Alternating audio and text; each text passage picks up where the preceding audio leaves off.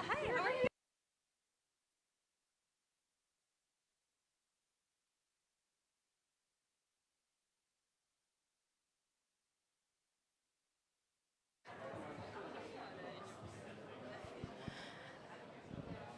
Good afternoon, everyone. Welcome. If you're just arriving, please do sit anywhere you would like. There are seats available here and on this side of the room as well.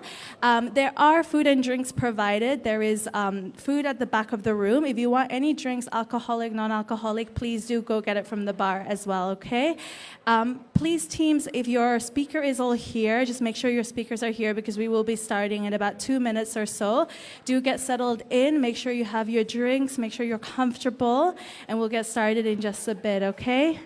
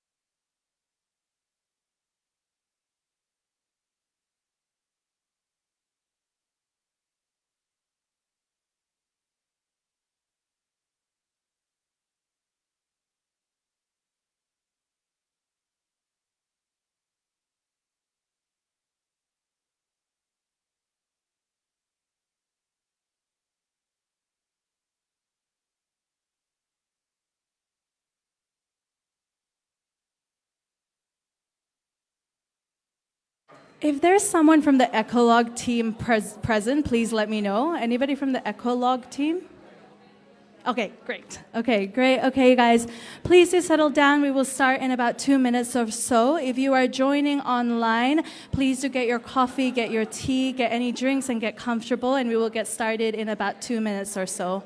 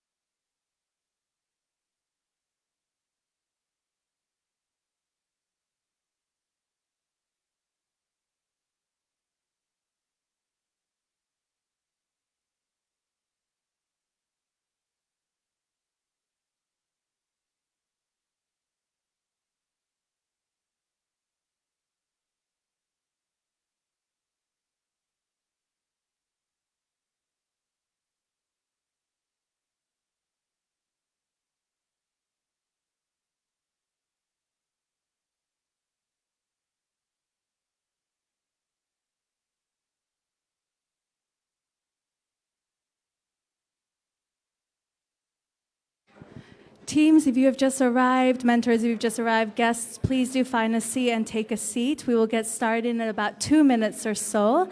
Please make sure that your presenters are all here, and we will get started soon, okay?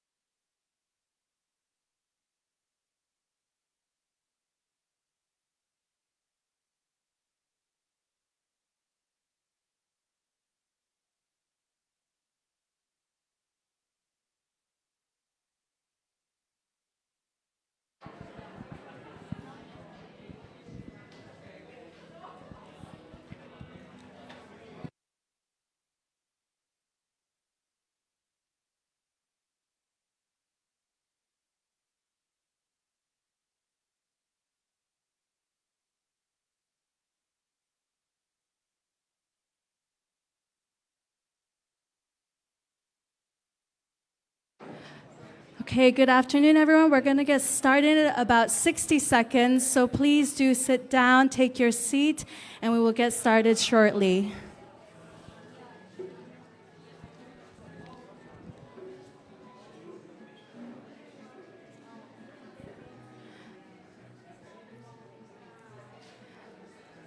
Good afternoon, everyone. Everyone at home, I hope you're comfortable. I hope everyone here is also comfortable. We're going to get started now. There may be some people trickling in throughout, okay? There are food and drinks provided. They're just at the back of the room, so please help yourselves whenever, okay?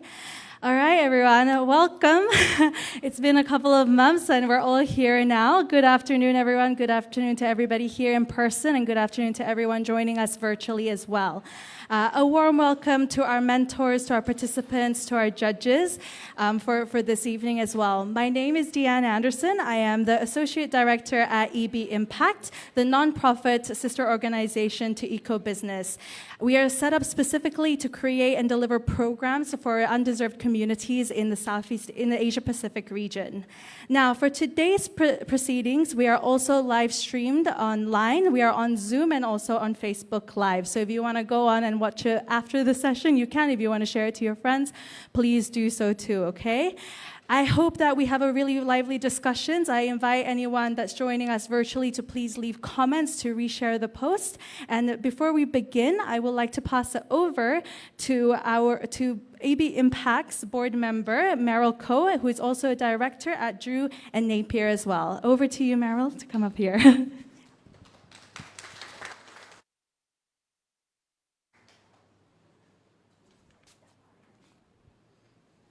Testing.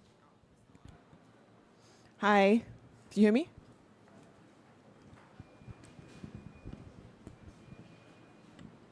Hi, thank you, Diane. Good afternoon to everyone. Mr. Gavin Chua, Head of Stakeholder Engagement, APAC for Meta. Ms. Amy Ho, Director, Sustainability at National University of Singapore. And Ms. Ching Ching Koh, Head, Group Brand and Communications, OCBC Bank. And Mr. Wang Wei Xiang, Director, Environmental Policy, Ministry of Sustainability and the Environment. A very warm welcome to everyone, our teams and mentors, guests, and our EB Impact community.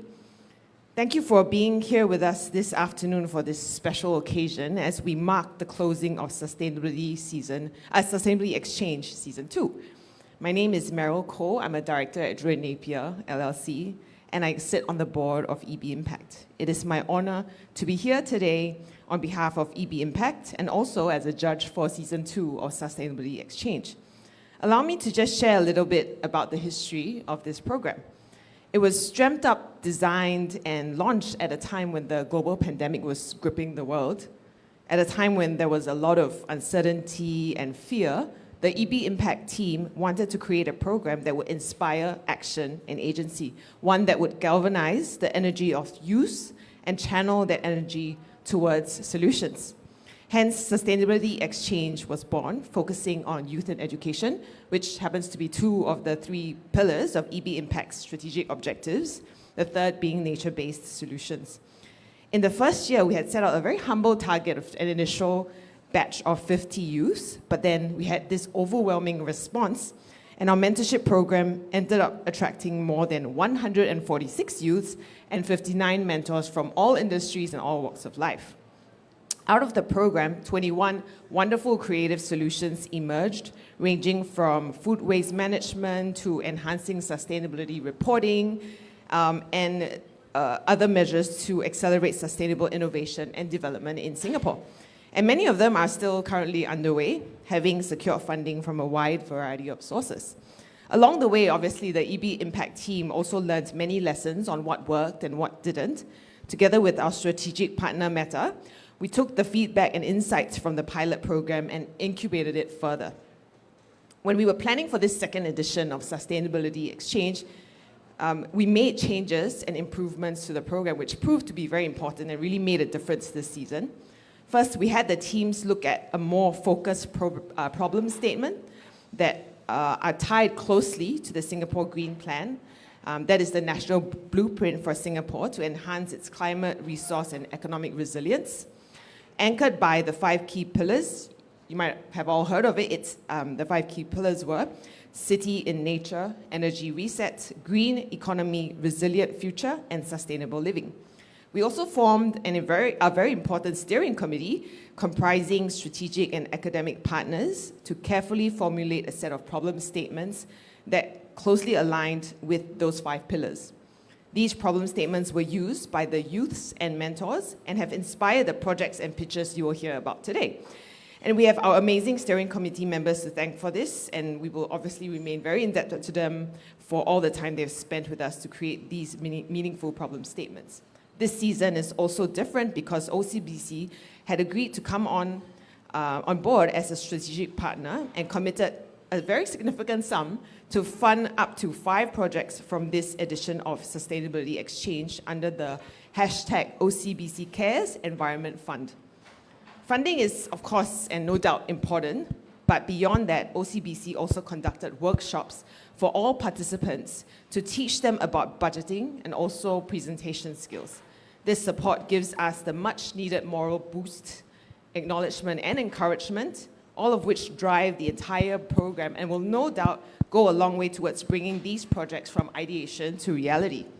So this year, from our pool of applications, we narrowed down to 11 teams comprising 44 youths, which were matched up with 11 industry mentors, and this started in January. Since then, all of our teams and mentors have put in so much hard work, and they've finally reached this major milestone today where they will be able to pitch their creative solutions to you, to their problem statements. I cannot wait to hear from them, but I would be remiss if I did not at this point expressly thank Isabella, Ching Ching, and Iris from the OCBC team, and also our friends at Meta for being such wonderful partners in our sustainability programs. Thank you very much. I would also like to especially thank Climate Action SG Alliance, as well as our academic partners, NUS, NTU, SMU, SUSS, and Singapore Polytechnic, our super hardworking EB Impact and eco-business teams, and of course our guest of honor, Minister of State, Mr. Desmond Tan, Ministry of Home Affairs and Ministry of Sustainability and the Environment, who will be joining us a little later. Okay, so you've heard enough from me. Let's hear the pitches from our 11 teams. Back to you, Dian.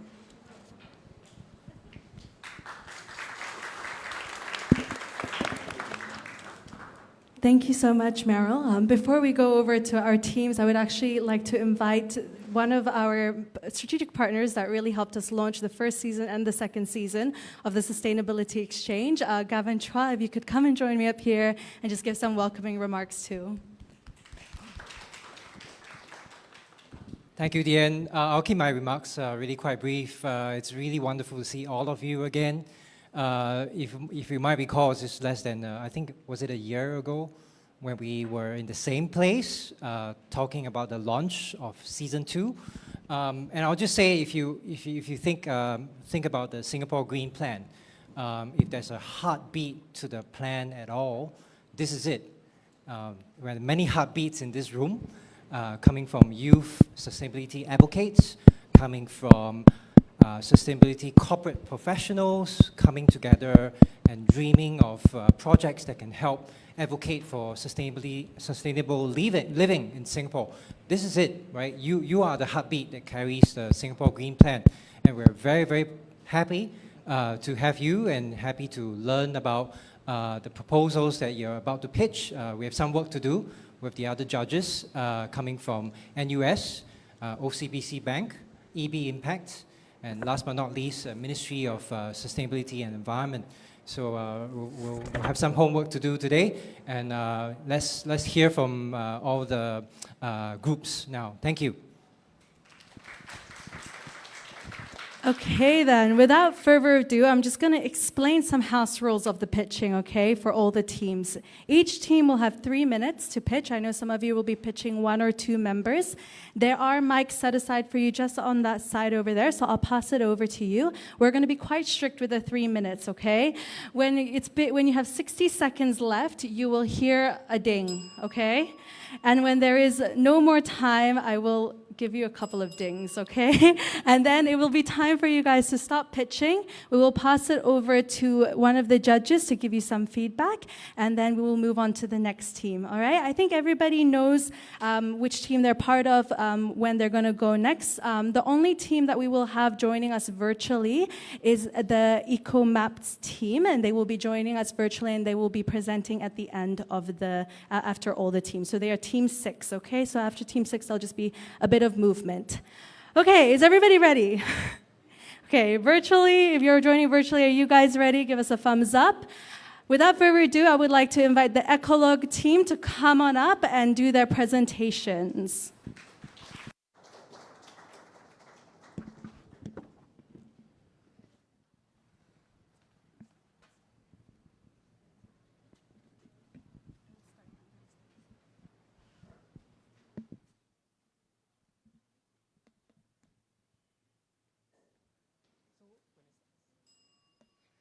Good afternoon, judges and fellow youths. Today I'll be bringing to you Ecolog.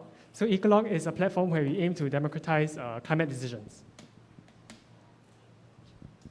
Yeah. So how many of you here are interested in green projects, interested in having a say in policy, and also business sustainability practices? So actually from our survey, we have found out that actually 56% of the youths actually follow the climate news. But how do we take that to the next level and have them actively take part in green projects and also taking part in conversations? So actually, Ecolog, we aim to actually fill the gap in which we help to co-create solutions. So we aim to create a platform where there's greater transparency, and we have a consistent platform where we give people ownership over the environment. So our target market is actually the 68 youths who actually, percentage of youths who actually show that they have interest in the environment, and also the 6 out of 10 businesses that actually view sustainability as key to their business. And finally, the SME, the MNCs who have multiple CSR and ESG initiatives currently. So for Ecolog, as Lisha mentioned earlier, it's to leverage technology to democratize climate decisions. So some of the key aspects of Ecolog that we'll be focusing on is namely participation, transparency, as well as capacity building. So we want to give citizens more ownership through like starting their own projects or like giving feedback on like proposals that are published by companies and organizations. Likewise, we also want to give companies and organizations that chance to work with citizens, and like create a more meaningful feedback system. And at the same time, Ecolog also seeks to give companies that opportunity to provide more accountability and transparency through like allowing them to use the space to publish their reports as well as like surveys. Lastly, in the long run, Ecolog seeks to like create like a public think tank platform of sorts where citizens as well as the other 2P sectors can come together to tackle like environmental issues that we face today. So this is some of our mock-ups. So we have the discussions tab, the community mingle tab, and for the citizens it's the start a project tab, and for organizations and companies the post a proposal tab. So we did a very quick competitor analysis, and I think the key aspects about Ecolog is that we try to incorporate all these features, as you can see on the slide, instead of just one specific feature. Next, I think I'll just dive into the pricing. So because it will be a platform for citizens to come together to share sentiments, so we want to make sure they will have the access to all features of the website. Thus, it will be free for citizens to join. However, for companies who want to come on board, so we have a tiered pricing where the prices actually range based on the extent of features that they will be getting on our website. And we also have plans to allow companies to have access to our data to have a better understanding of citizen perception. Yeah. So we can expect the bulk of our costs to actually fall into the website building. Yeah, and I think I'll just wrap up. So we can expect the launch to come in late 2022, and there will definitely be website enhancements where we can look into mobile applications as well. So we'd like to express our gratitude to our mentor Ben for actually guiding us throughout this project. And with that, we have come to the end of our presentation. Thank you.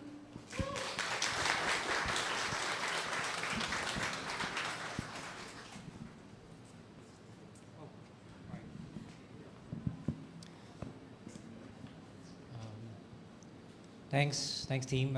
This was good. I think probably the judges will have time limit as well, so I'll keep my comments to about 1 or 2 minutes. I think it's we were having a conversation earlier about how there are many awareness platforms out there.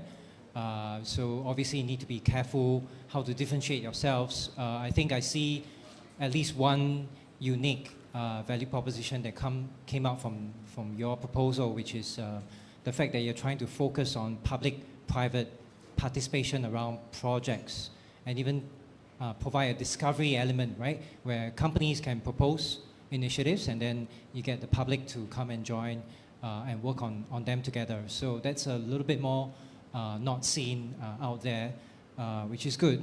So it's action-oriented, it's not just building awareness for the platform. Yeah, thanks.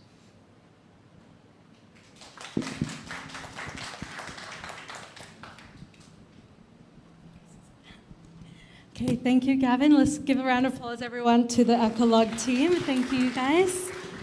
All right, we're on to our next team. Just to let everybody know, we do have a clicker. So I know some teams are asking, we do have a clicker. We do have a clicker, all right? All right, next up, we have the Westgate team. Can I please invite them onto the stage, please? Let's give them a round of applause.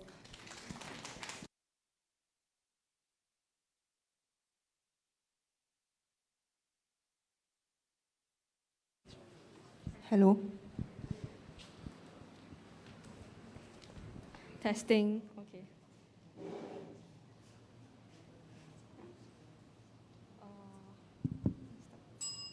Okay, hi everyone. So today my team is going to highlight to you on how we hope to bring clarity to sustainability disclosure for companies in Singapore.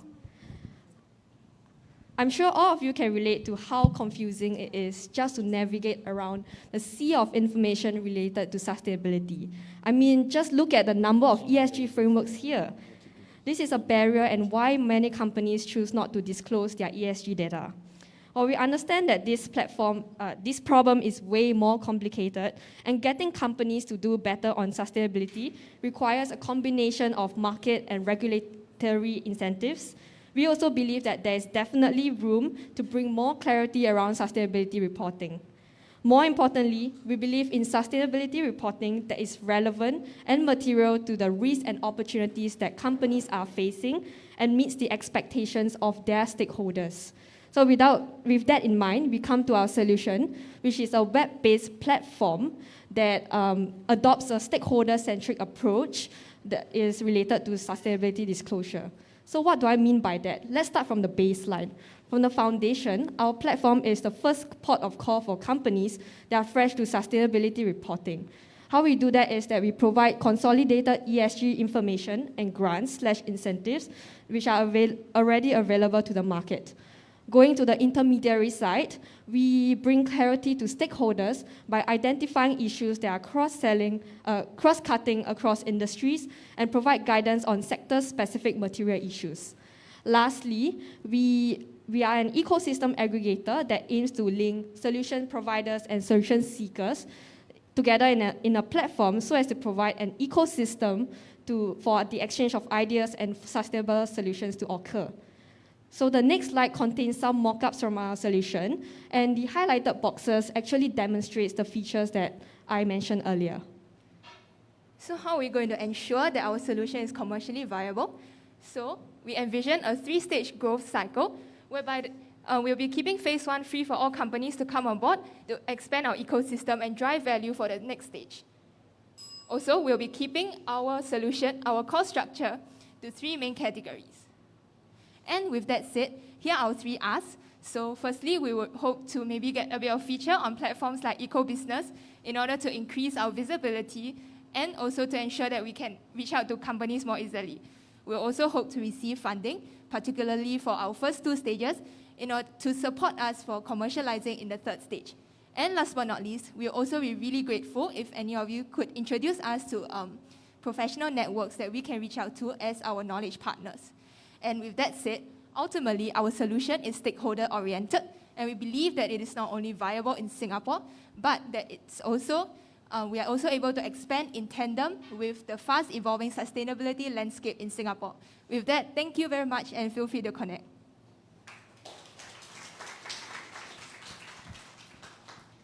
Thank you, Team Westgate. If I could invite Wing Sang to just give them some feedback. Good job, team. I think you guys are onto something. Sustainability reporting is certainly a very big opportunity area. So there's tremendous momentum, as you know, in Europe is really ongoing. In Singapore, SGX is pushing public companies to do more. So you can expect that over time, sustainability reporting will be almost like annual report and financial report.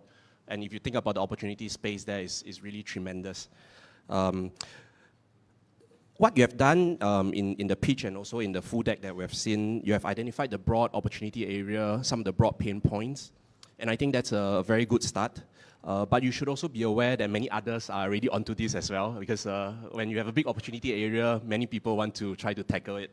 So a lot of large accounting firms, large professional services firms, even a lot of startups, very, very well-funded startups in Europe, US, and many parts of the world are onto this. So maybe one suggestion I have is really to try to go deep and identify the specific pain point that you want to tackle and find a niche that you want to develop to differentiate yourselves from all these other people who are looking at it from a different angle. And from there, then you can also try to build a moat and differentiate yourselves. Also try to, by going deep, you also get to, and understanding the pain points more, you also get to have a better sense of the willingness to pay for your phase 3. And with that, then that can also help inform your pricing strategy, which is not as well fleshed out. And, but really, I think the impact of sustainability reporting and helping companies to do it well is going to be very, very tremendous. So I think this is a huge opportunity area, and you guys are onto something. So it's a very, very good job. Thank you so much, Team Westgate. If I could just get the next team to please come on up. Team Reuse Only.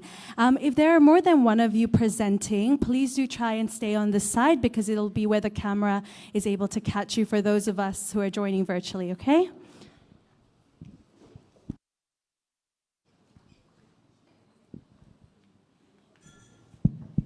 Test? Okay, nice. Yeah. Many of us talk about helping the environment. Many of us actually consistently keep up the effort. Hi, I'm Ian, and today I'll be introducing to you our solution, Reuse Only, where we enable you to act. Not many of us are cognizant that Singaporeans have one of the highest carbon footprints per capita. Why? It's not that Singaporeans don't actively adopt sustainable practices. Okay, sorry, are not really aware of environmental issues. It's just that we don't really adopt sustainable practices. And the main two issues for this are cost and convenience.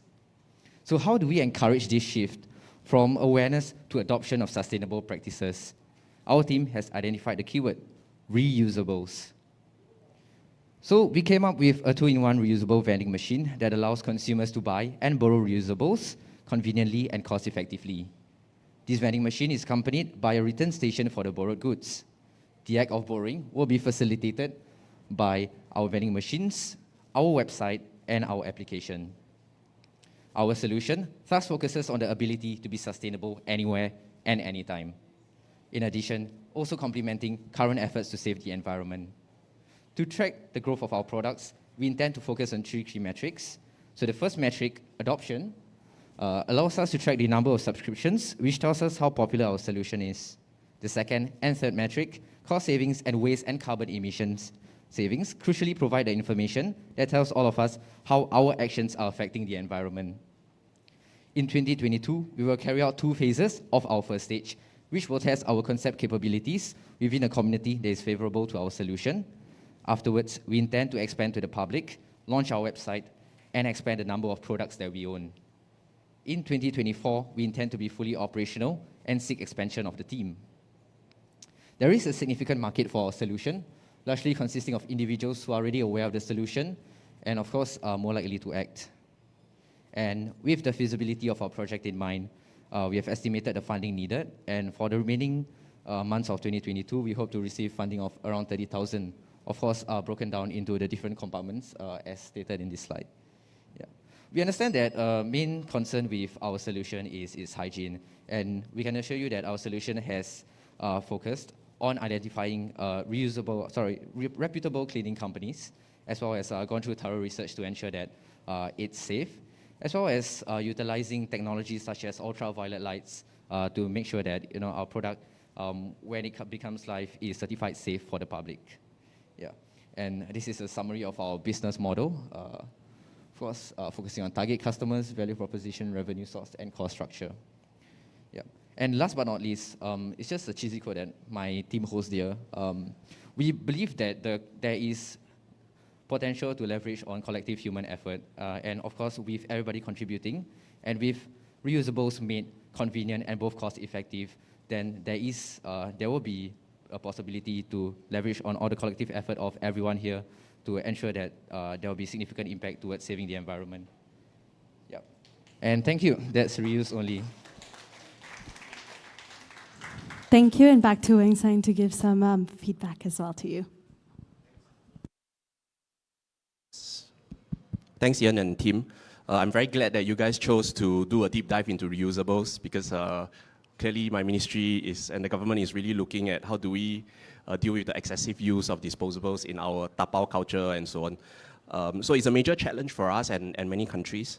So I think historically, if you think about disposables, it solves a few pain points of customers. Really, it's about convenience, hygiene, as you mentioned, and also cost because it's so cheap. So I think it's important for your solution to also try to tackle this. I think you touch on some of this in different parts of the food deck that I've seen. So that's very good.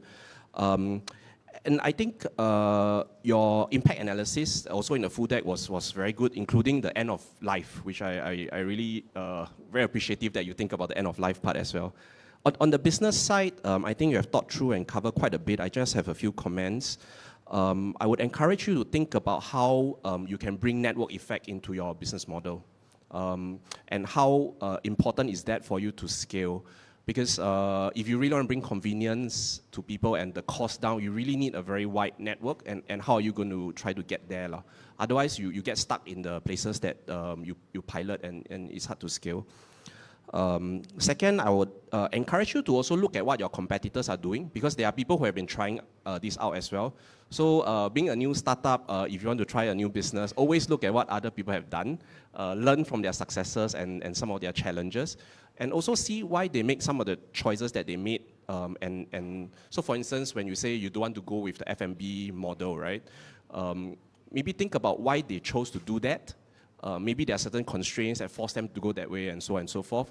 And you can learn a lot from there, whether that's the right move or not. So something to think about is really to see what others have done. And lastly, something I was a bit curious about, which is your pilot. You are starting with Cell, which I presume is not selling the reusables, but the other things that you want to sell that's sustainable. So that's the part where it's a little bit confusing, because your whole pitch is around the reusables, and then there's this Cell part. So maybe just something to think about. Maybe there's reasons for that, and we can chat more after that. But overall, I think very, very interesting. I think there will be demand for it as more people get more environmentally conscious. If you don't mind, I just want to borrow a few seconds to address your one point about carbon footprint per capita, just to debunk the myth, is that Singapore has a very high carbon footprint per capita. It's not because we are not environmentally sustainable, but because we have a huge industry sector. And actually a lot of the products are exported and not consumed locally. So we are kind of producing, we are bearing the cost, the carbon cost, but the products are actually exported. So if you strip out the industry part, then actually we are quite reasonable compared to most developed countries from a carbon footprint standpoint. Sorry, I thought it's an important point of clarification. Thanks. Thank you, team. Thank you, Team Reuse Only. Let's give them a round of applause. All right, just a reminder, everybody, there is food and drinks at the back, but please do go quietly if you go get it, all right? All right, moving on to team number 4, Team Eco Scholar. Can I please invite you up? Team Eco Scholar, let's give them a round of applause.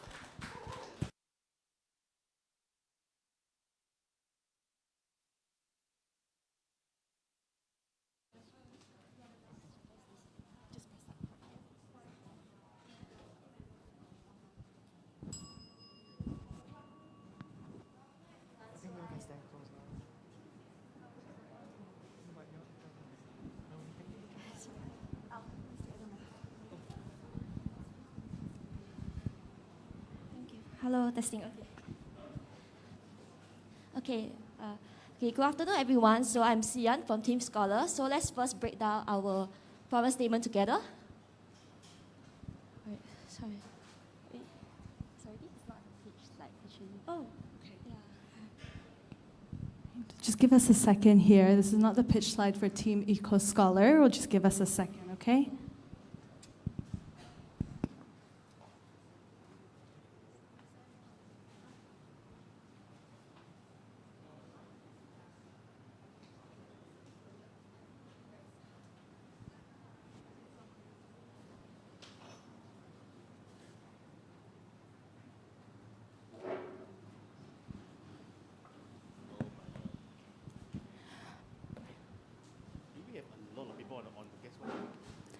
All right, just apologies here, you guys. Just give us 1 second.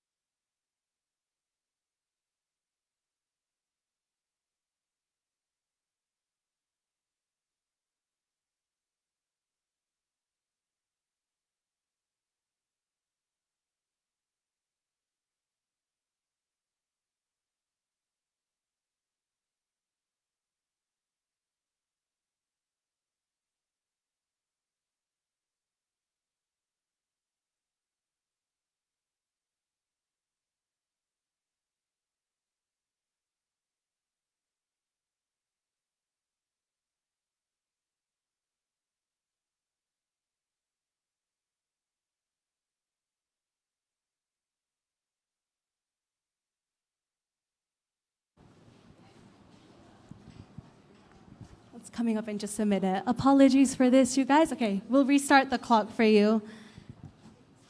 Ready? Go. Okay, good afternoon, everyone. I'm Sian from Team Eco Scholar. So let's first break down our problem statement together. So from an urban planning perspective, while designing the future of the nation, how can we enhance the livability in Singapore? So contrary to popular belief, livability and sustainability are different. So livability is measured based on the needs and wants of the residents living in a city, whereas sustainability is measured on the long-term needs of the world. Therefore, a livable city is not necessarily a sustainable one, and for our project, we will attempt to align these two different concepts. However, in Singapore, a survey found that Singaporeans tend to score higher in terms of awareness, but lower in adoption and advocacy when it comes to sustainability. So therefore, our project will aim to create a mindset shift by delivering green education, which is aligned with the Singapore Green Plan to educate youth and also to cultivate the next generation of eco-citizens. So our project will firstly aim to target education by evolving the curriculum aspect of the ESP to create a new content area called green education. So green education will be delivered through the existing CCE curriculum in secondary school. Secondly, this program will be aligned with the guiding principle of the Singapore Green Plan, which has 5 pillars. And lastly, to ensure that students take action to apply what they have learned, they will have to step into the shoes of an urban planner to redesign the existing school campus. So our project will start off with an introductory camp. And then you will then break down into 3 modules, which is aligned with the Singapore Green Plan. And lastly, students will be able to wrap up their learning in an urban planning challenge, which will only unlock upon successful completion of these 3 modules. So to ensure an interactive and engaging experience for students, we have also designed this Eco Scholar app, which allows students to document their learning progress and also to earn points along the program. So now you must be wondering what's so special about this program. So this program is actually the first curriculum in Singapore to integrate the Singapore Green Plan targets and also to combine multiple parameters of this national initiative into an urban planning challenge. So just like the life cycle of a tree, this program adopts a bottom-up approach. So we start off by educating the youth, in other words, planting the seed in them, and then afterwards, throughout the program, students will be learning about sustainability and they will be able to wrap up their learning in the Urban Planning Challenge. So our ultimate goal is to kickstart interest in sustainability and ultimately inspire these youth to become the next generation of urban planners, policymakers, or even educators to contribute towards a livable city. So now the question is, do you want to be the gardener to plant this seed of tomorrow in our youth? So join us in cultivating the next generation of green leaders and to create a more livable city for you and for me. Thank you. Thank you so much. I'll invite Ms. Amy Ho to now give some feedback. If the rest of the team wants to join. Yeah, thank you for the presentation. You have sort of put it very succinctly, but may I also welcome this opportunity for you to elaborate a little bit about what does this program entail when it talks about the introductory camp, and how do you see it, materializing to ignite the interest of the participants to become the urban planners of the future? Sorry, so can I just confirm a question? It's about how this introductory camp will kickstart this whole thing. Yes, I think the presentation is very brief. I mean, for the rest of the audience online as well as the judges have access to the full deck of slides, but it'll be useful since there is still some time for you to sort of elaborate a little bit more. Okay, so the introductory camp is actually it's a short camp for them to actually understand how this whole structure is like and to impart them basic skills for them to use along this whole program. So all in all, this whole program will actually contain all the 5 pillars of the Green Plan. So basically the introductory camp is like an induction program. Yeah.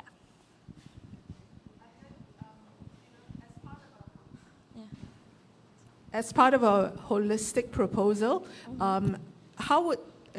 what kind of resources do you need, and what is the ask from this particular competition? Because as you know, there is a funding component. I think it'll be also useful to share that with the judges. Yeah.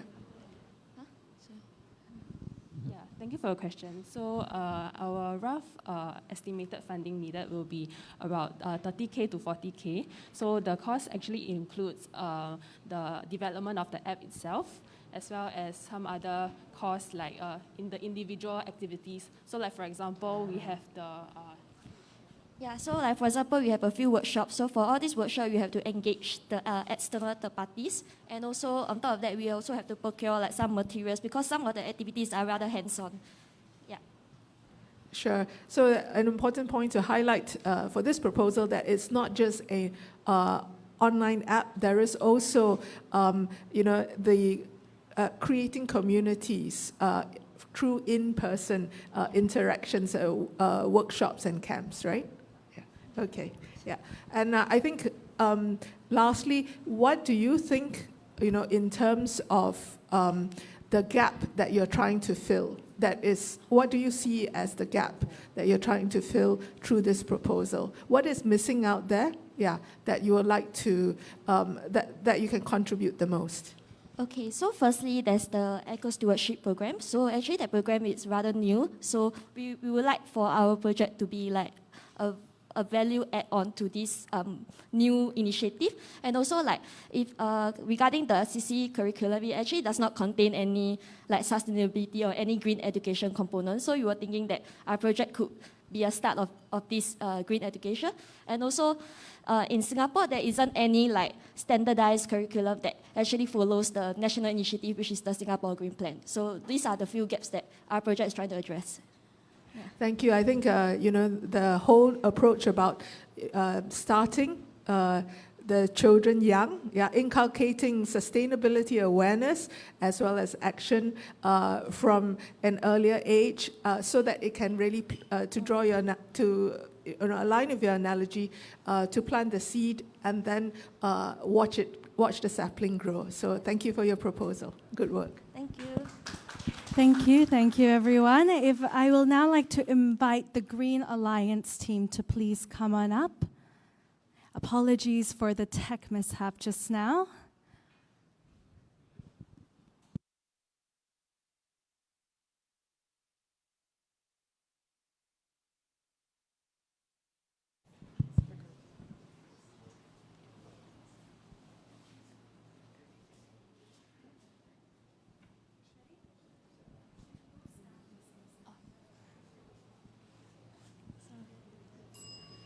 So good afternoon, judges. My name is Ernest, and together with Shinin, we represent the Green Alliance. So we are here today to pitch for funds to set up Take Root, a platform that can help channel private funds to projects for nature-based solutions, or NBS. NBS involves the use of nature or natural ecosystems in order to generate ecosystem services that can benefit communities and the environment. However, as it is costly and its benefits are difficult to evaluate, companies are often unable to generate an accurate ROI and may be hesitant to fund NBS projects.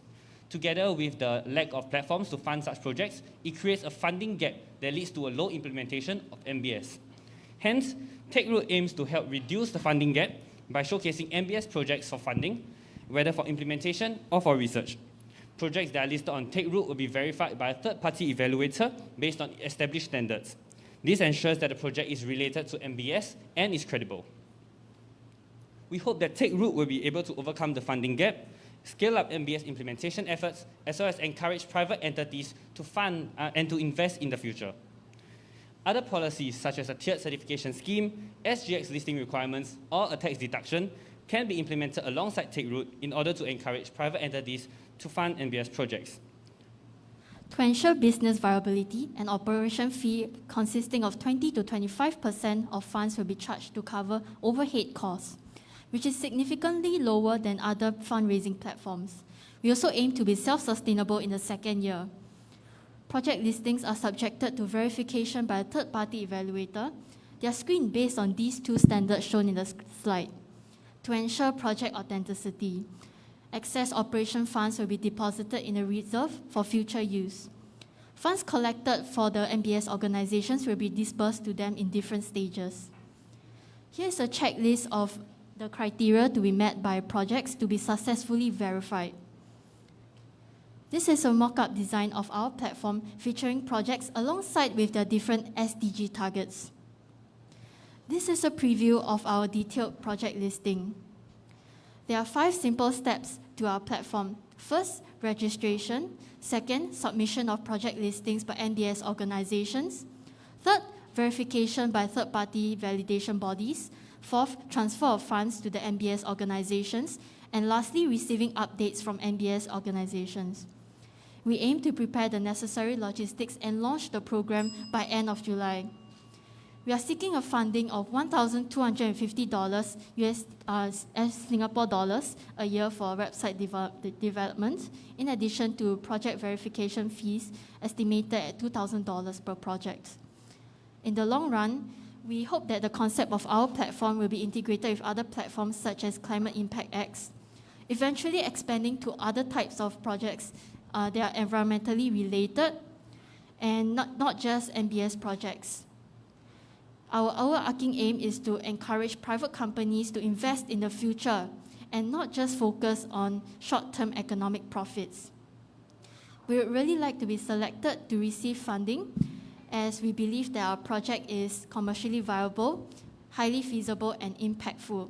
Thank you for your kind attention. Thank you, team. Over to you, Ching Ching, to give some feedback. Hi, thank you for the presentation. I like the idea, but I would have some questions. The reason why I like the idea is because actually, like OCBC Bank, we are also always looking for good projects to fund. It is easier to find projects in Singapore because we are a well-governed country. The organizations that we work with, like MParks, right? In fact, MParks is a joy to work with. But there are very limited number of projects here. For your platform to be viable, you cannot just be looking for companies in Singapore. You need to look regional. Projects too. A lot of projects are in China, in Indonesia, in Malaysia. So I'd like to ask the team, how are you going to source the projects and how are you going to get them to come onto your platform to enable your platform to look for funding for them? There's a website that features MBS projects around the ASEAN region, and we aim to source for them by utilizing that website. And we'll contact them separately if they want to embark with us on our platform. I think just a start, we can first start with projects in Singapore. And as I mentioned, it's not just for implementation, which is where MParks come in, but it's also for research, MBS research projects, which we can work with academics, so in various universities in Singapore, as well as startups or NGOs around Singapore that do projects related to nature-based solutions. So by starting this fundamental base, we hope to build up the reputation of this platform. Thereafter, like what Shinin mentioned, we can use the website to source for international projects that can thereafter help to build the entire platform as a whole. Okay, thank you for that. But I also want to ask you, you said that your projects will be verified by third parties, right? Who is going to fund the fees to pay to these third parties? So at the start, we are estimating at a cost of $2,000 per project. Thereafter, you have checked already that it only costs $2,000 to verify a project? We are estimating it at a cost. Okay. We currently may engage our professors to help or look for other auditors outside to help us verify. Okay. Together with the cost, the earnings gain, the revenue gain from the platform, we hope to be able to expand this wider to engage more professionals, auditors, in order to be able to verify a larger number of projects at a quicker time. I mean, it is a good idea, but I think the cost, you may have underestimated the cost of the implementation. I wish it would be that cheap to pay to a third party, but thank you for your presentation. Good work, thanks. Thank you, judges.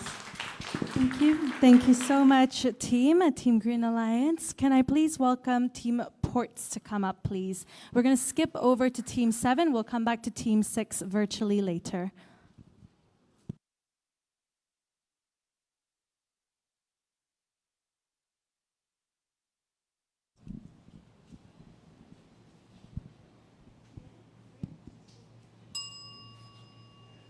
Hello everyone, I'm Tarun, that's Tony, and that's Hugo, and we are from Team Ports. And our team is tackling the issue of increasing EV adoption rates in Singapore. So let's start by looking at some reasons as to why this is an issue to begin with. Well, 56% of Singaporeans feel that the EV charging infrastructure in the country is too fragmented, and many have stated that it's difficult or confusing to find EV charging stations near them. Others state that it's inconvenient to use an EV charging station because there are so many different in-house platforms. And more still, don't even feel the personal significance of going green. And so, to address these issues, we have come up with Ports, a mobile application that connects EV owners to charging stations and offers unlimited charging for a monthly subscription fee. And here are some early mock-ups of what the app might look like. Subscribers can use Ports to find and reserve a time slot at any charging station that's convenient to them. And afterwards, once they're done charging, they can simply drive off without charging at the station. and their usage is tracked so that ports can pay service providers directly. To our users, we offer a convenient, affordable, versatile, and streamlined way of charging their car. And to our service providers, we offer increased visibility to a growing market for minimal cost. And of course, it is important to us that ports helps to meet the SDG goals.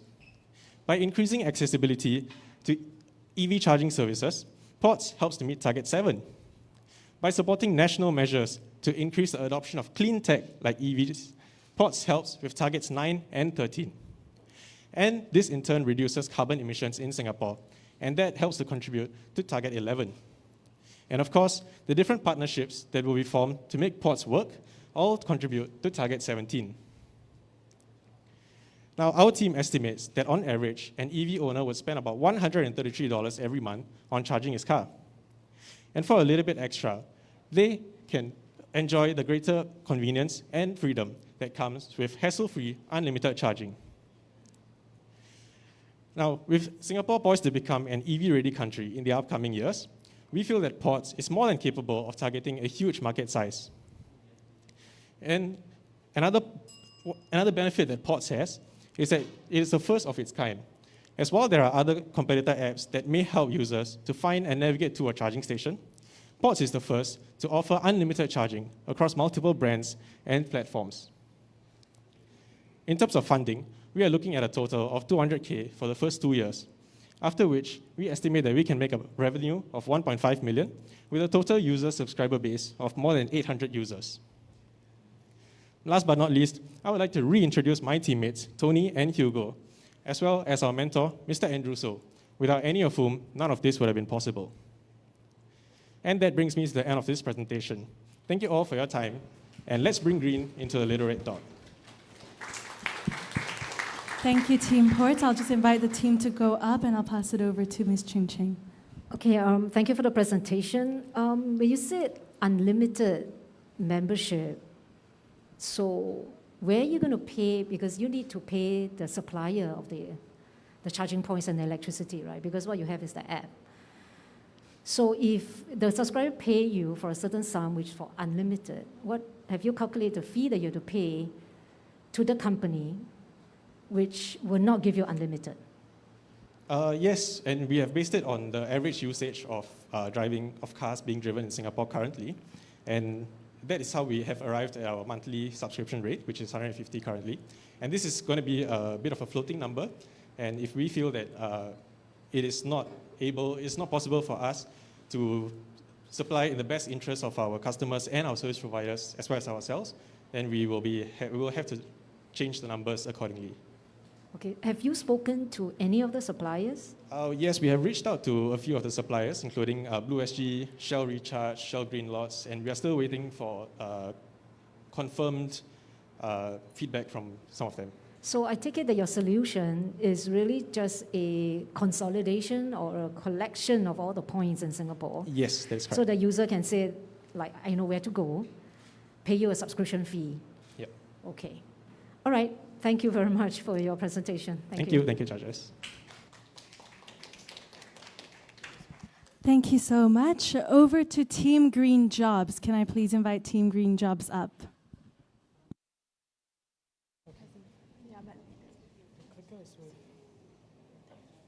How do I use it? Just press this for next. Okay. All right.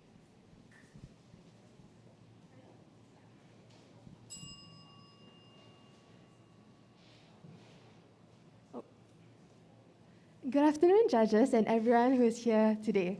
My name is Nicole Chan, and I'm from Team Green Jobs.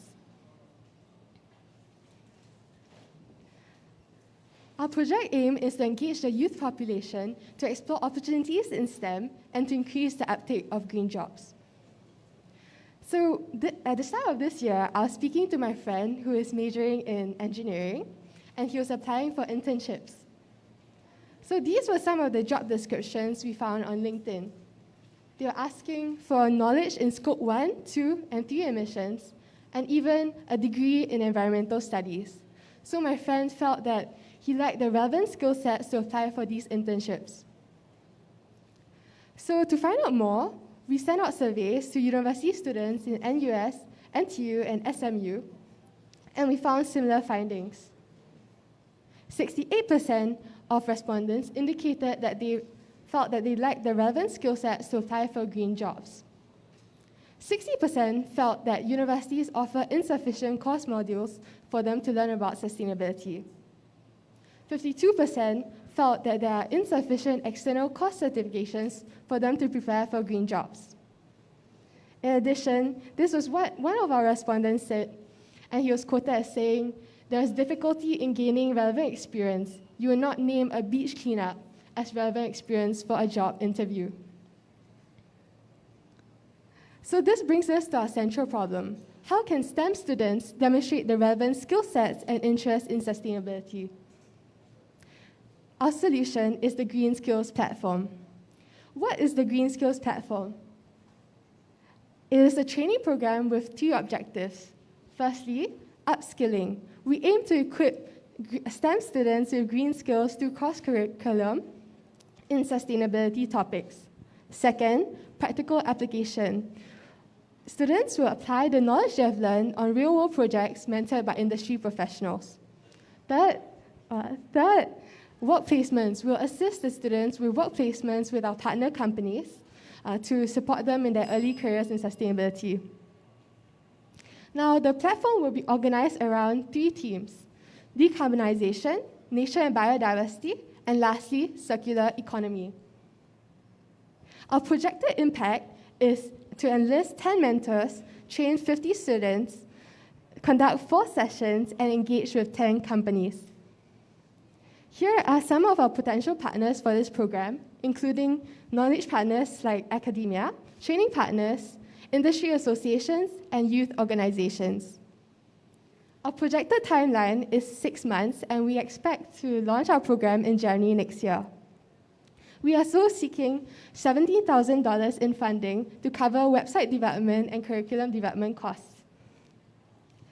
Now, with that, with our Green Skills Platform, we hope to empower youth and also to increase the uptake in green jobs. With that, I thank you for your time, and that brings me to the end of my presentation. Thank you.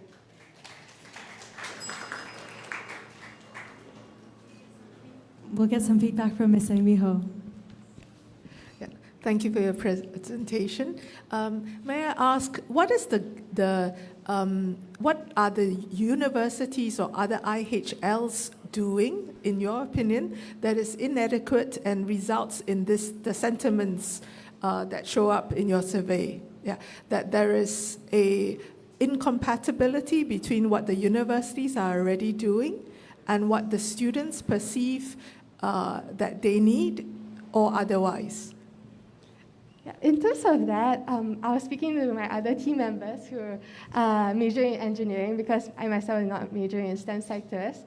And so from what I heard from them is that the curriculum doesn't really include modules in sustainability. For example, Zachariah is majoring in chemical engineering. They don't really offer so many modules in sustainability. So I think that's one issue. Another area that we found out was when we were looking through career centers. So each university has a career center where they have programs and workshops for students. So in terms of green skilling, and we didn't see so much of that for all our different universities. Yeah. That leads me to my second question is, how do you plan to market whatever you're offering to the university students, and what do you think will attract them to embark on this initiative? Yes, I think it's actually very promising, because nowadays we see so many people interested in sustainability. All of us here today, we all are passionate about sustainability. So I think in terms of our target audience, we are looking not really to convert people who are not interested in sustainability. Of course, that is one aspect we can look at, but we are looking at targeting students who are already interested in sustainability but feel that they lack the relevant skill sets. So in terms of reaching out, we'll definitely be reaching out through, firstly, the university career centers, but also through the different student groups, for example, the environmental clubs, or for example, if they have a club in impact investing or interested in sustainability issues. Yeah. oh sorry, not impact investing, but more like those kind of sustainability clubs targeted for STEM majors. Right. Yeah. And what do you perceive are the challenges to get this initiative off the ground? Yeah. I think definitely for challenges is because for the site that I was referring to about the different partners we'll be working with, I expect to see that we'll be working with many different partners. So in terms of communication and coordination, I think that would be one of the major challenges. Yeah. Okay. Thank you. Okay. Thank you very much.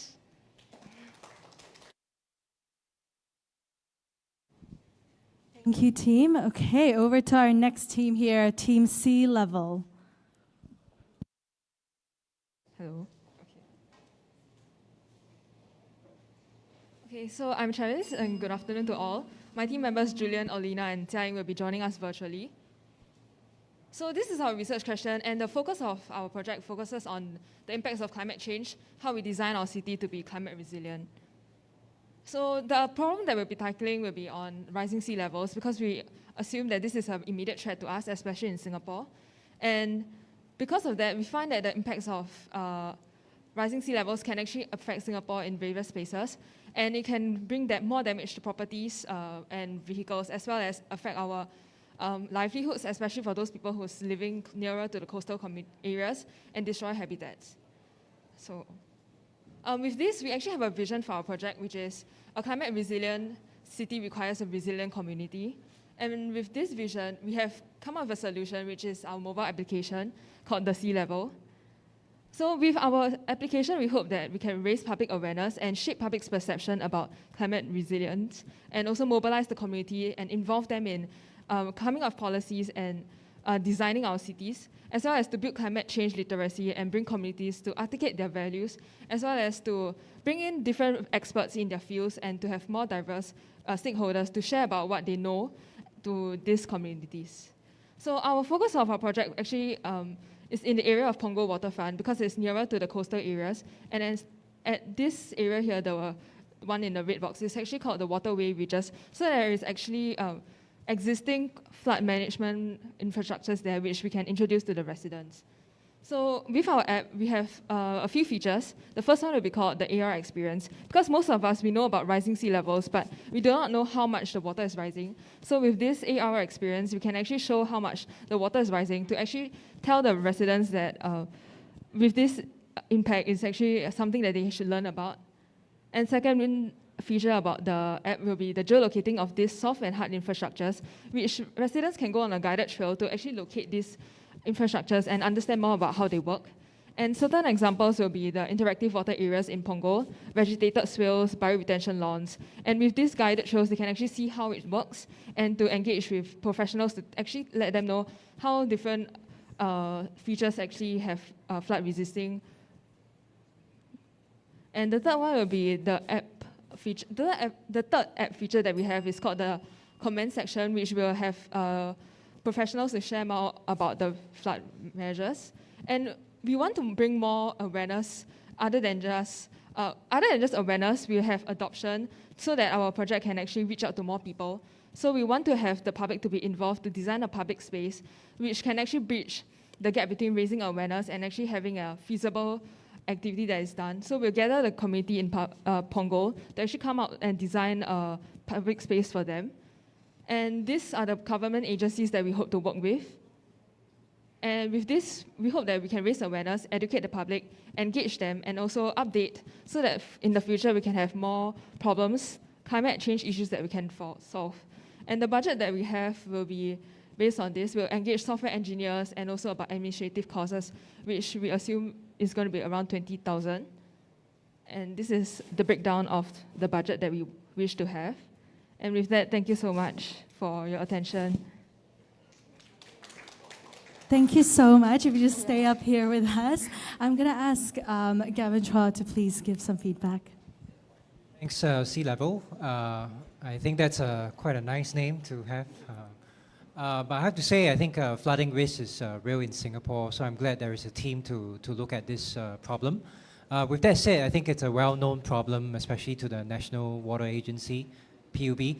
So I wonder how much in addition the AR feature through the app would add, because even as recent as last year, there have been quite a few major flooding incidents in Singapore. So it's very real. You don't necessarily need an AR to do it. You can see the sea level rise, and through Facebook, for example, PUB will publish reports on how the flooding would happen.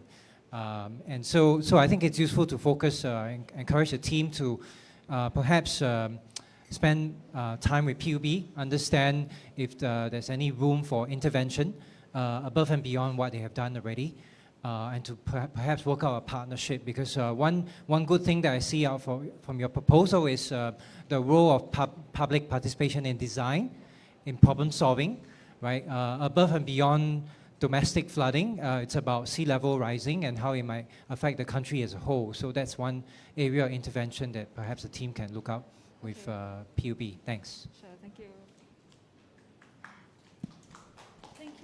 Thank you so much, Team Sea Level. Over to Team Agaraf. I don't know if I pronounced that correctly.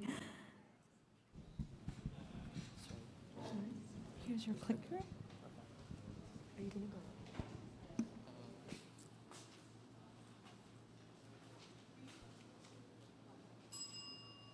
All right, good afternoon. We are Team Agrowth, and we are part of the solution that will reduce the disruptions, supply chain disruptions on Singapore and mitigate its impact. So it's an overall overview of what our initiative does. So we are a non-profit-driven, game-based educational website that will educate the youths about local produce and its benefits. So our entire sort of premise is that we will conduct market research and have collaborations with which we will then populate our platform and design our game to experientially educate youths. At the same time, we will have outreach events to increase our impact and deepen sort of the level of our education. Right, so as we can all see in recent times, there has been a rise in global conflict and economic crisis, due to which Singapore is now feeling the negative impacts of globalization, inflation. And that's why our platform is most needed now, so we can mitigate this in the long run.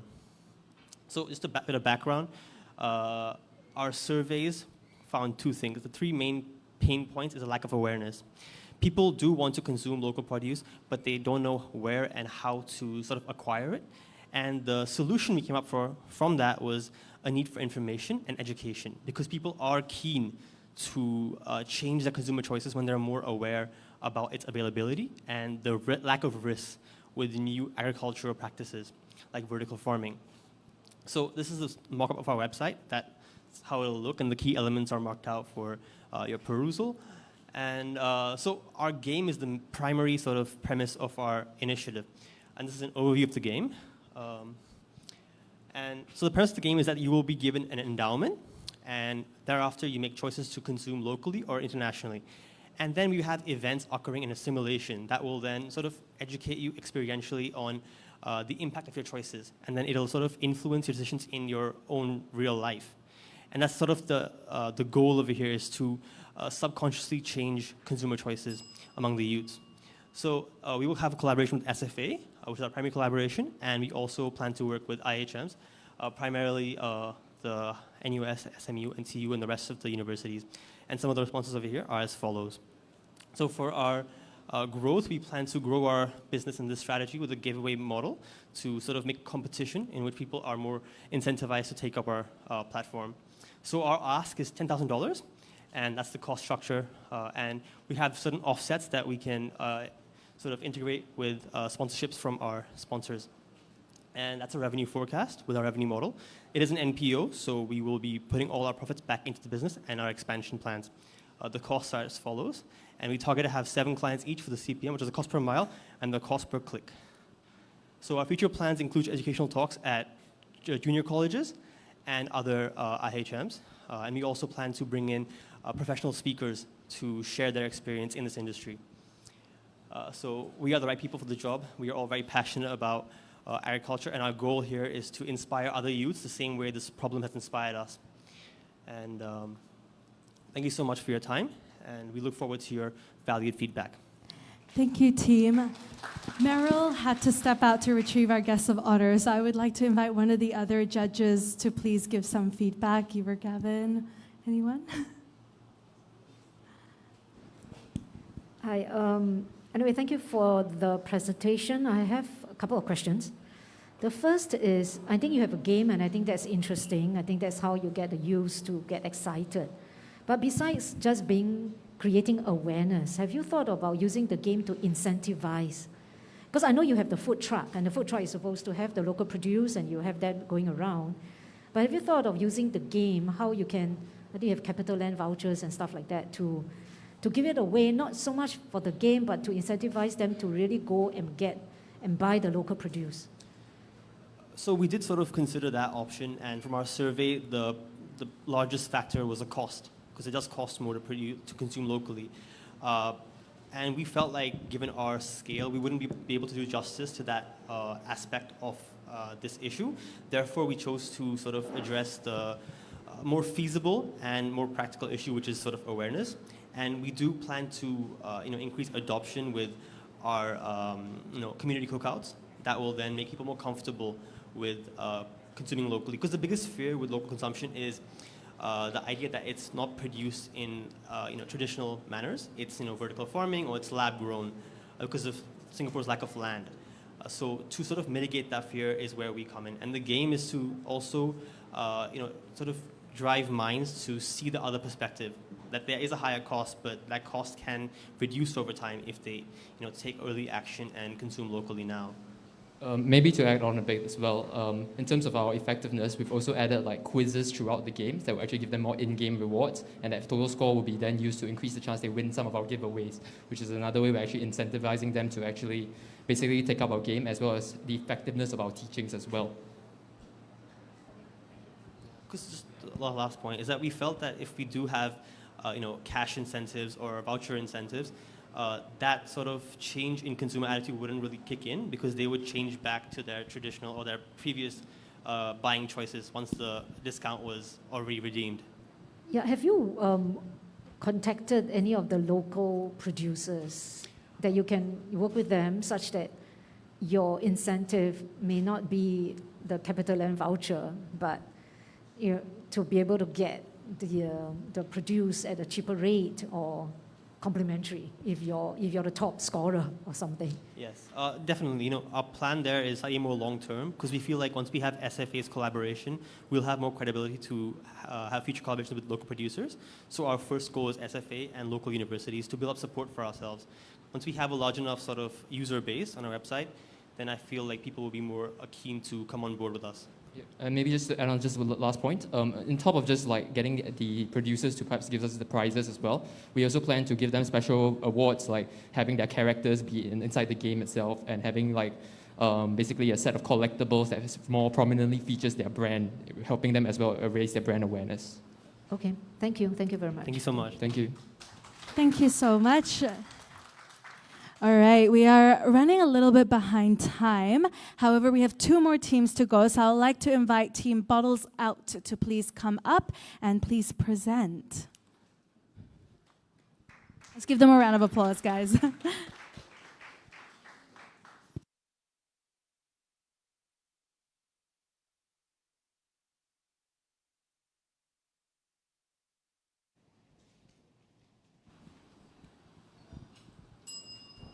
Good afternoon, everyone. We are Team Bottles Out. And good afternoon, everyone. We are Team Bottles Out, and we're here to say goodbye to PET bottles and with our bring your own bottle refillable vending machines. So, do you know that only 6% of plastics are being recycled? And this is mainly contributed by our PET bottle waste. With that, on top of ocean pollution and increased carbon emissions, it leads to poorer public health and higher long-term costs for businesses. So we have a solution to this huge problem. Firstly, our BYOB vending machines is an all-rounder and all-in-one solution for consumers to bring their own empty cups or bottles to refill them, and then they will be charged by the milligram. And one of the key features will be our self-cleaning nozzle. So, with our business model, and on top of being charged by the milligram, consumers can simply bring their empty and clean PET bottles and they'll just drop it off via the vending machine. And these bottles will be sent and be sold and donated to organizations in which they will be using it in their operations. And another revenue stream would be advertising with sustainability-driven companies. Furthermore, there's an untapped $10 billion market in which we believe that our idea is innovative and lucrative enough to mitigate the declining trend of refillable concepts.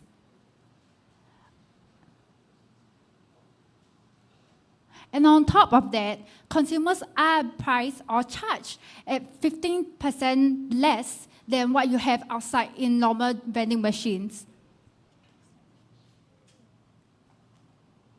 Not only will consumers pay less, but businesses will also cut costs when they produce a lower number of PET bottles. With our solution, businesses can cater to many consumers with just one large soda canister. Furthermore, our efforts will help mitigate the effects of stagflation for both businesses and consumers.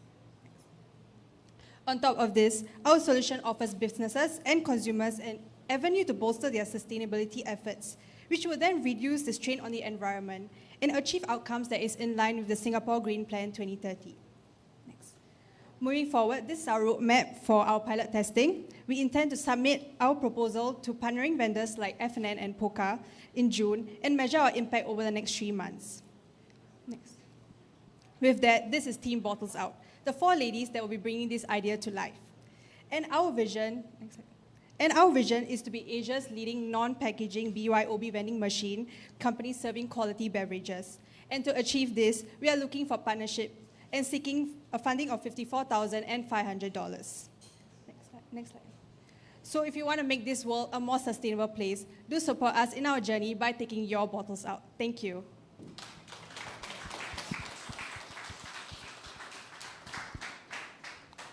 Thanks, Eileen, Tasnim, and team. Very glad that you are trying to tackle the challenge of single-use beverage containers. As you may be aware, in response to a citizen work group, the government is now studying a beverage container return scheme. How it works is basically, consumers may pay a small deposit when you buy a single-use beverage like a Coca-Cola, and then you get the deposit back when you return the empty bottle. So I think the goal of the scheme was really to nudge consumers to be more aware of sorting and recycling some of those containers. And I think your idea really complements that as well, to really think about, trying to reduce and avoid the bottle altogether. So I think that's quite interesting. So I think there will be impact just from the reduction of containers. On the commercial angle, a few comments. Certainly explore commercial partnerships with the beverage makers. I saw that on either the slides. Many of them have sustainability ambitions, so they will want to, from their standpoint, continue to sell more, but without a high environmental footprint, so you could be a potential partner for them. Secondly, more importantly also, to think about really who are you displacing?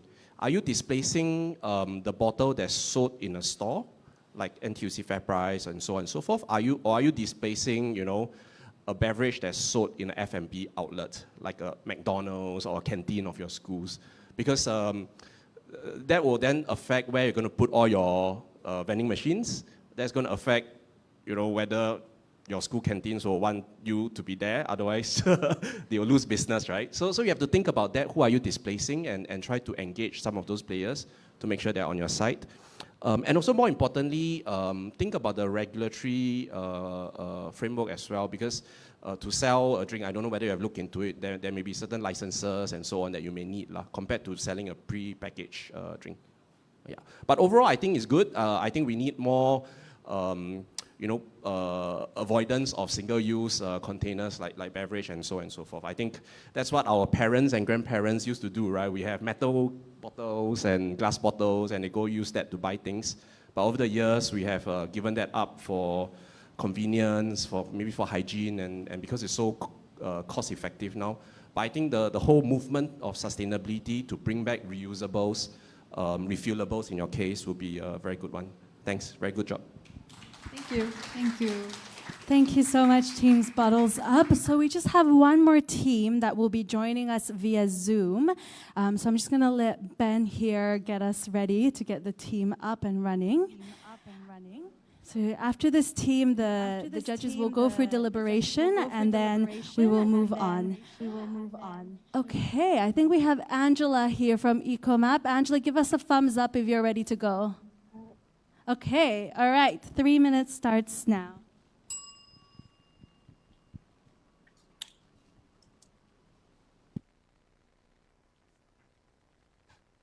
Angela, can you speak just so we can hear you?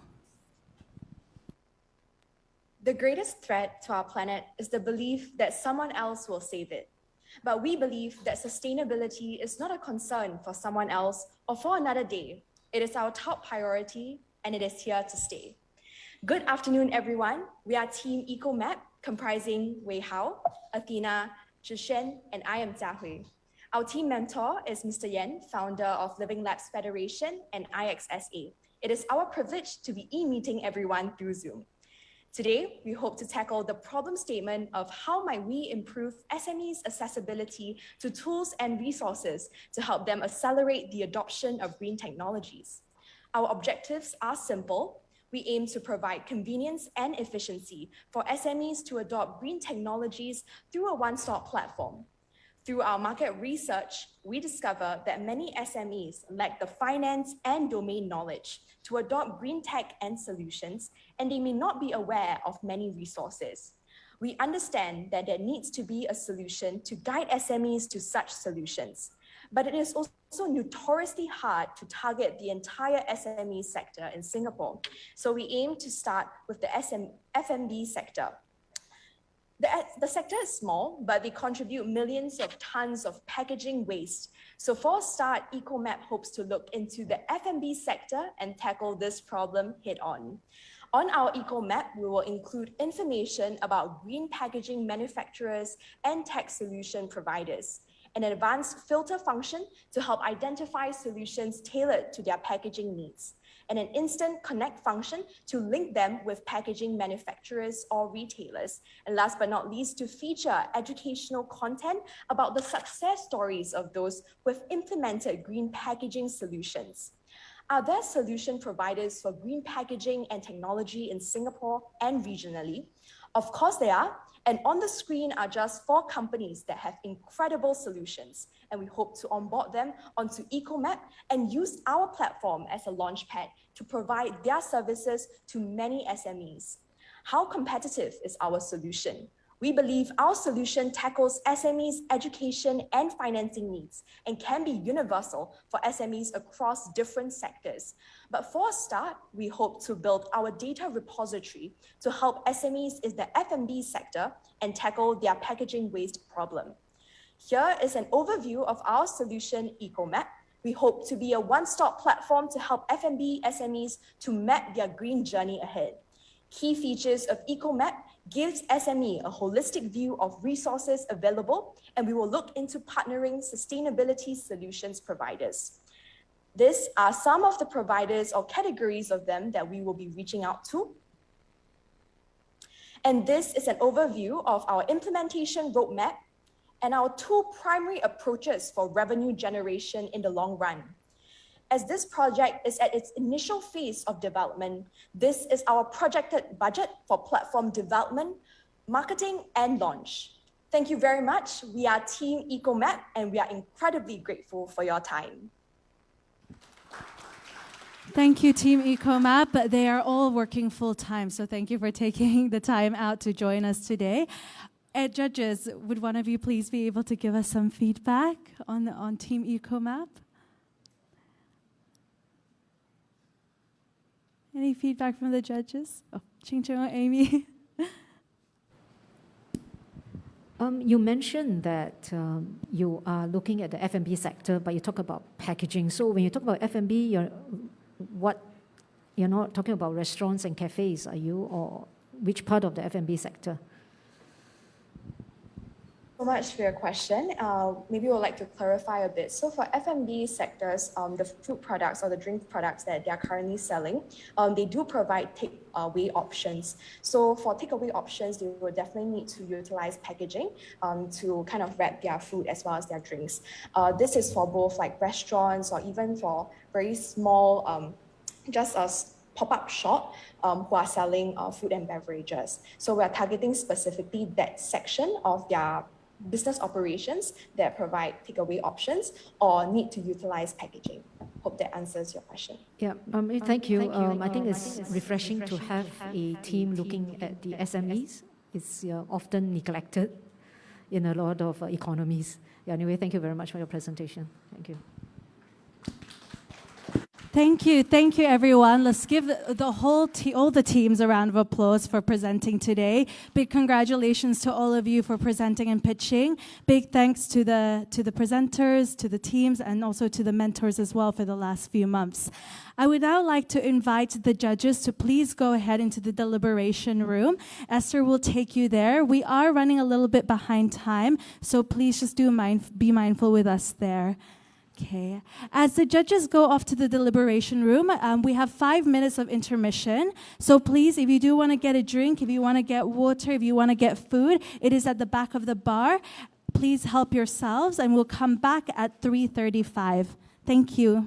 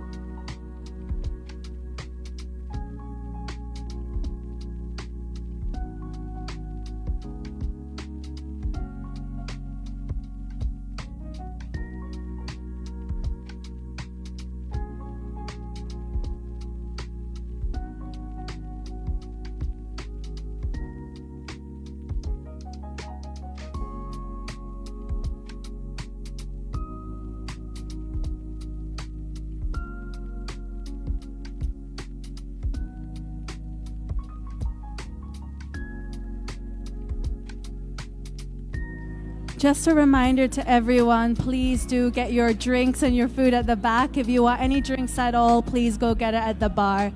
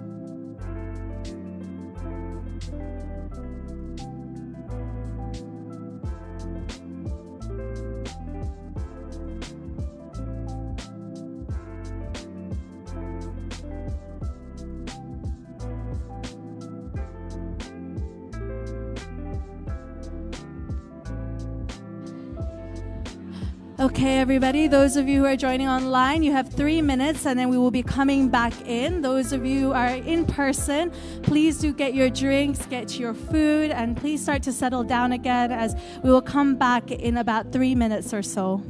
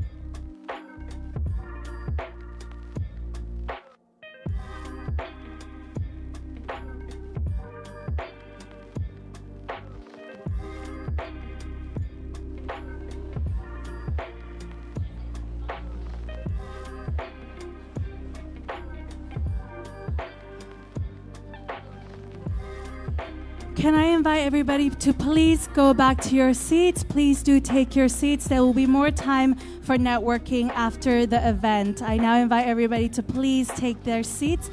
We will be announcing the winners very soon.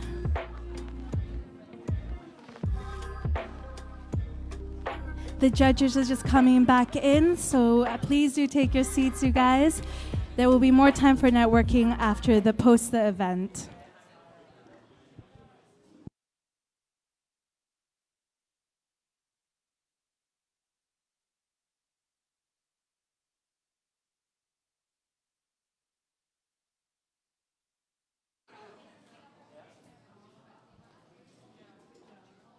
I'll pass it to you first to introduce.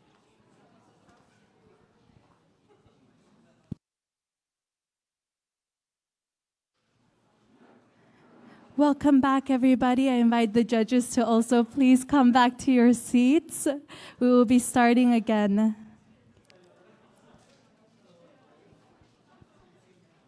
Okay, thank you, everybody. Thank you again, mentors. Thank you again, participants. Thank you again, guests. I will now pass it back over to Meryl to just give a quick introduction to our guest of honor before we go into the ceremony. Hi, everyone. Thank you to the teams and judges for the fruitful presentations and also for taking the time to deliberate the proposals. My biggest congratulations to all of you. I was really impressed with all of the proposals. I have my own personal favorites, but obviously that will come up in the results later. Before I pass the time over to Ching Ching, who is OCBC Bank's head group brand and communications, who will be sharing a little bit of inside information to everyone on how the decision of the final winners were made. Please allow me to introduce, and really it's a great privilege and pleasure to have our guest of honor, Minister of State, Mr. Desmond Tan, Ministry of Sustainability and the Environment here with us today. Thank you, Minister, for gracing us with your presence. Now I'll just pass the time over to Ching Ching.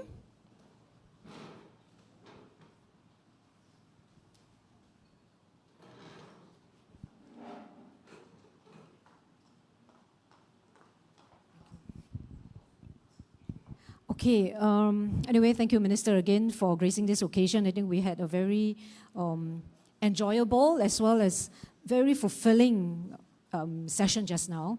I think we are very impressed with the enthusiasm of the youth in Singapore. I think that is so important as we want to embark on our sustainability journey in this country.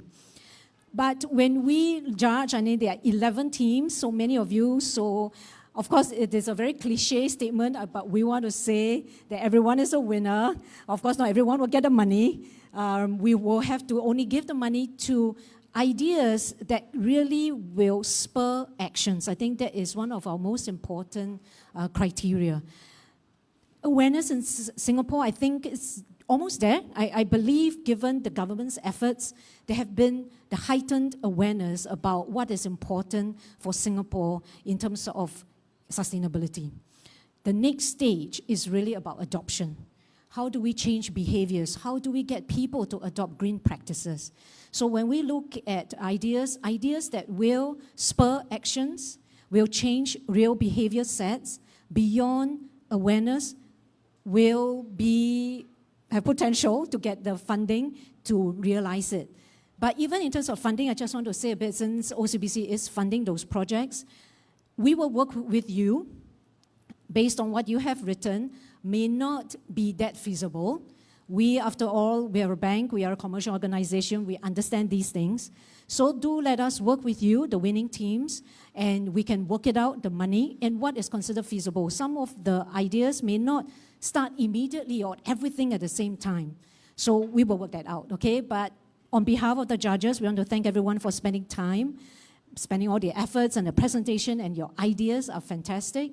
So congratulations to everyone, and really all the best, I think, to all of us and to all of you in your journeys in sustainability efforts, okay? Thank you very much.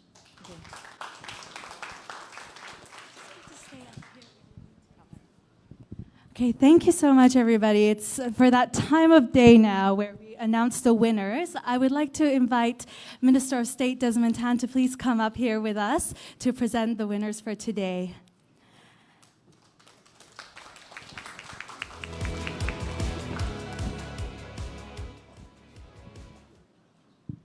Okay, teams, in no given order, I would like to announce the winners, our finalists for today. I will get my team member here, Christina, to help me. We want it to be sustainable, so we've given everybody a plant for the final winners. You guys, as a team, need to take care of the plant, all right? The plant that we picked is actually meant to be about environment. You are meant to be somebody that cares about the environment when you purchase this plant. So in no given order, I would like to first bring up Agorov as one of our finalists. The Agorov team, if you could please come up.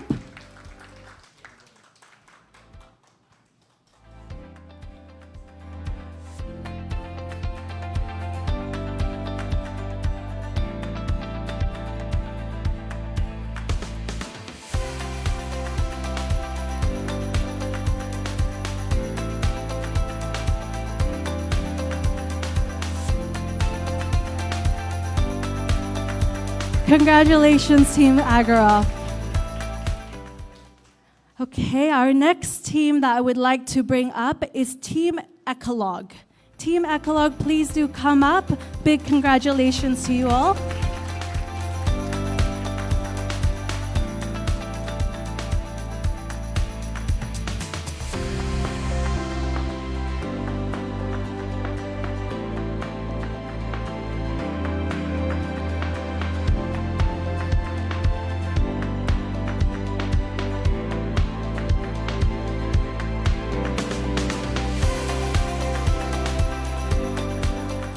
Big congratulations. Next up, our third winner is Team Reuse Only. Can I please invite Team Reuse Only to come on up?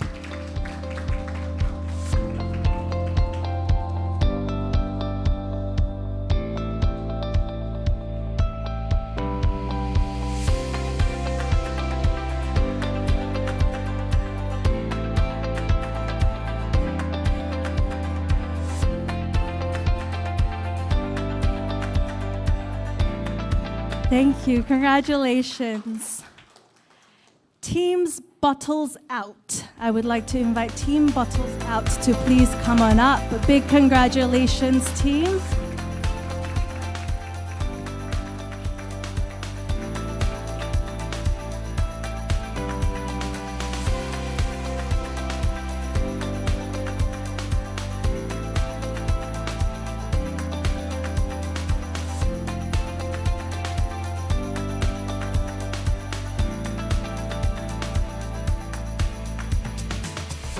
Thank you, team. One last team, Team EcoMap, who is not here. They did the virtual presentation, but I would like to invite their mentor, Jan, to come on up to receive it for them.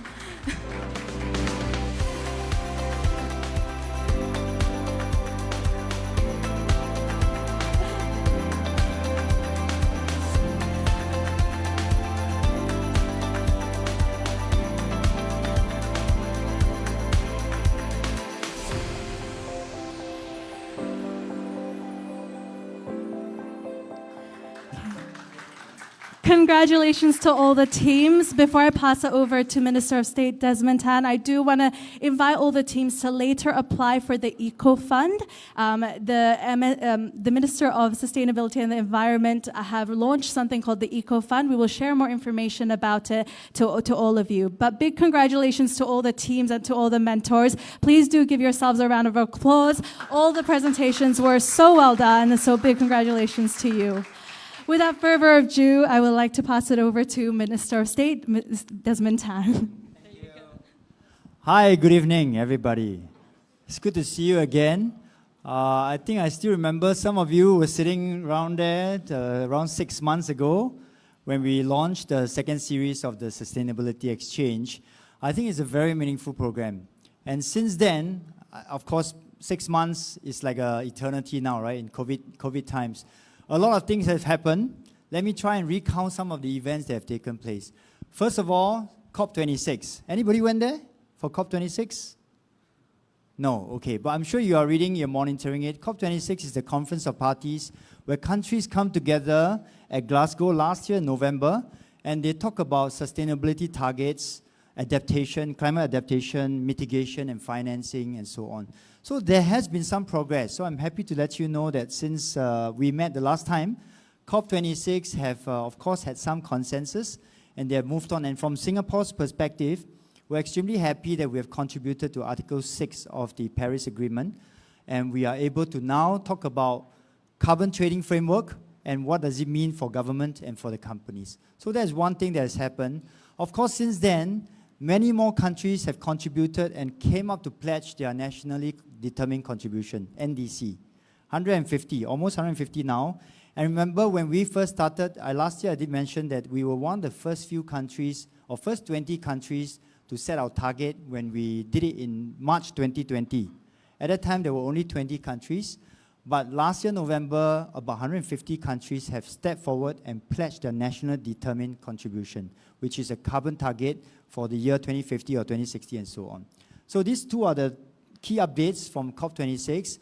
And of course, we see more technologies, decarbonization efforts, more and more corporates coming on board to do this together, right? So that's one update. Back home, if you're monitoring what's happened on the Green Plan, this year at the Committee of Supply, we also announced more efforts in trying to reach our targets. So two important announcements. The first is that we have reviewed our NDC targets, the carbon emission targets. We said earlier on that we're going to set a target to peak at 2030, 65 megatons of carbon dioxide, and then we will actually halve that by the year 2050. That was in 2020.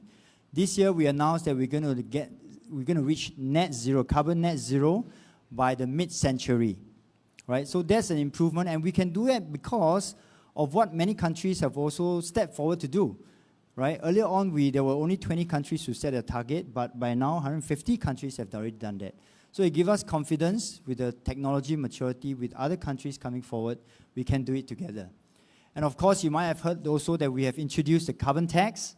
So by the year 2030, it will be a progressive increase, but by the year 2030, we will see a carbon tax of about $50 to $80 when it's being implemented for the big part of the carbon emission industries, right? We have also since then introduced plastic charges, and many, many things are coming on board. So I think it's very encouraging to see the many efforts that are taking place, especially, I must say, in the corporate side. Many companies have stepped forward to introduce new measures, to adopt decarbonization measures, and to do their part for the environment. Jurong Island is one example where they're going to build a sustainable energy and chemical park. And other than that, we're going to see a carbon trading hub in Singapore, and we're going to do more. And this will also provide opportunities for jobs, right? So for many young people like you who are still studying, you're looking to go into the industry, I can assure you that when you graduate, there will be a lot more green jobs available. LinkedIn recently in February announced, or in their report, shows that actually I think there is an annual increase of about 8% of green jobs since, I think, last year, and for the last 5 years, I think, an annual increase of 8% of green jobs in the market. And SkillsFuture recently also announced that there are 450 new jobs, green jobs, across 17 sectors, in manufacturing, in the built environment, in finances. So there are a lot of opportunities out there that we are trying to encourage as we go into the green economy, as we embark on the green recovery. I think that's the direction we are heading together as a nation. And not only in the industry side, we also see companies already starting to reskill their workers, right? So those previously combustion engine technicians, they are now being reskilled to look at hybrid cars, electric cars, because in future, we are going more and more into electrification of our vehicles. I'm also happy to see the institution, IHL, introducing core modules, NUS, SMU, as well as Republic Poly introducing a new course altogether on environment and marine life. So these are the efforts. Since we met, many, many things have happened, and we are very excited that we are now moving in the direction, not just about strategy and plans, but on the ground, we see corporates, we see educational institutions, we see communities stepping forward, we see town councils, we see families and individuals like you doing something. So on this note, I just want to thank EB Impact for organizing this sustainability exchange, because it's one thing to learn about sustainability. What is more important is to have the ability to apply and the platform to apply. And this, to me, this program is an excellent platform to allow young people like you to learn more about sustainability and to come up with ideas, which is what we want for the whole Green Plan 2030. So on this note, I thank, of course, EB Impact for organizing this. Thank all the participants for the many months of hard work, the mentors, the companies, OCBC, Meta, for coming forward very strongly to support this program. And I wish you all the best. Do remember, if you have good ideas, you just have to put up your proposal. And from the MSc, Ministry of Sustainability and Environment point of view, we are happy to support you through the Eco SG Fund. Right? Do apply for it. We are happy to support you. On this note, I wish everybody a good weekend ahead, and please stay safe. Thank you.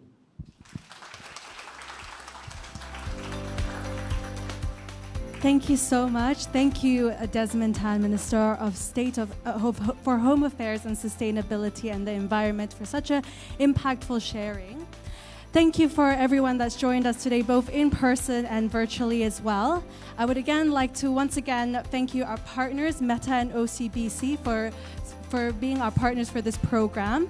And thank you to our speakers, our judges, our participants, and our mentors, as well as our audience for taking the time to join us this afternoon. I hope you have found the conversations productive and that you have enjoyed this session and the sharings from the teams this afternoon. Thank you all again. Have a great evening and have a wonderful weekend ahead to all of you here and also at home. There is a networking session after this, so please do. I invite you all to go and get your drinks and food from the back of the room. You can go to the other room next door or outside as well. You can stay here too. Other than that, the winning teams, I please ask you to send one representative over to me. And from that, congratulations again to everyone.